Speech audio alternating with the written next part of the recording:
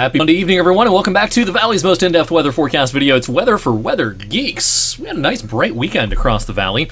Can't really ask for much more in mid-November. We had more clouds today, but generally speaking, this November's been pretty nice. Of course, we haven't had much rain, and we've had plenty of fairly sunny days, especially over the last week or so, and this goes along with a trend taking us back to the beginning of the month that really, kind of bucks the trend, if you will, in terms of sunshine at this time of the year. It's usually, from November through April, a really cloudy, 5 or 6 month stretch across our region. But if you just take the 12 p.m. observations at the Youngstown Warren Airport, only 30% of those observations have been overcast at noon, and that's fairly representative of how our days in general have gone. But the long-term average, when we look at noon observations for cloudy or overcast observations, it's usually about 57% of the time in November. So yeah, all this means is, we've had more sunshine than usual. And going along with that, it's been a warmer than average month so far. Now, we had a chillier day today with the increase in clouds, but after 49 on Saturday and 53 yesterday. 43 was our high today. That's about 5 degrees below average. But for the month, factoring in both highs and lows, we're running 1.8 degrees above the seasonal average. All right, a couple of big stories coming our way as we go into the day Tuesday. It's rain, it's wind. But the timing on this, could be worse. We could have a rainy and windy day coming up for the big pre-Thanksgiving travel day, which typically is Wednesday, is the busiest day on the highways and at the airports. Thanksgiving itself is looking good. We'll talk about all that in just a second. But first things first, the leading edge of this, most of this not reaching the ground. A couple of showers trying to form in parts of Ohio this evening. But the bulk of our rain is out here across the Mississippi Valley. That's what's heading our way in about 12 hours by Tuesday morning. In the meantime, severe weather ongoing across the Deep South. Now, it's been a pretty quiet fall so far in terms of severe weather. We haven't had a big-ticket event in about 3 months in much of the eastern U.S. Down here in the south especially, there tends to be a second severe weather season in November. Of course, it reaches a peak in the springtime. But then in November, as colder air masses start plowing down from the north and you get the residual warmth and moisture still in place from what's left of the summer and early fall, sometimes you get an uptick in severe weather this time of the year, and this evening is a case in point. Tornado watch still out for Mississippi and parts of Louisiana. Back here closer to home, there's actually high wind warnings and wind advisories for a handful of counties, from Erie, PA, up through southwest New York, around Buffalo area, and especially to the south towards the PA border. This is an area where if the wind direction is just right, and you get what we call a low-level jet, like we'll have tomorrow, in other words, really fast winds up a few thousand feet above our heads, you can get downsloping effects. In other words, the wind coming in out of the south comes in off of the really higher terrain that's up here, sinks some down into the lower elevations closer to Lake Erie, and you can get some pretty strong winds when that's the case, and tomorrow will be an example of that. Now, it'll be generally breezy and blustery throughout the region, but the highest wind gusts overall will, of course, be where those wind advisories and high wind warnings are out, Erie up to Buffalo along I-90. In our TV viewing area, I think it'll be fairly common, especially midday into the afternoon, for wind gusts to top out around 30, 35, 40 miles per hour. It's nothing that's going to cause damage or anything like that,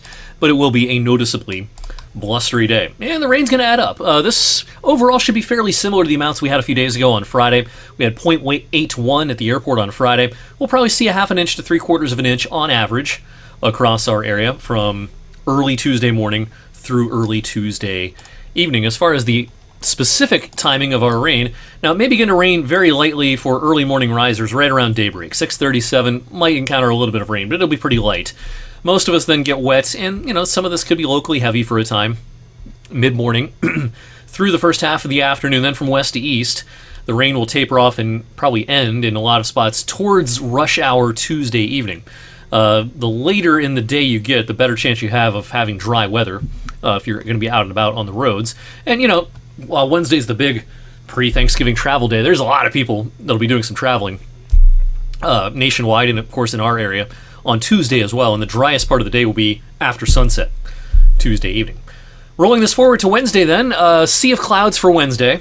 There might be a touch of drizzle around first thing in the morning, a couple of showers possible, then just clouds for the afternoon. Now, again, our local airports, Cleveland, Hopkins Airport, Pittsburgh, we should be problem-free by Wednesday afternoon. Low ceilings and a little bit of light rain and drizzle with the volume of air traffic Wednesday morning might make for a couple of delays here and there, but I'm not real concerned about any sort of big ticket weather item across our region for pre-Thanksgiving travelers. Then Thanksgiving itself, boy, has it trended nicer. It was just a handful of days ago. We thought Thursday might stay in the 30s and be blustery.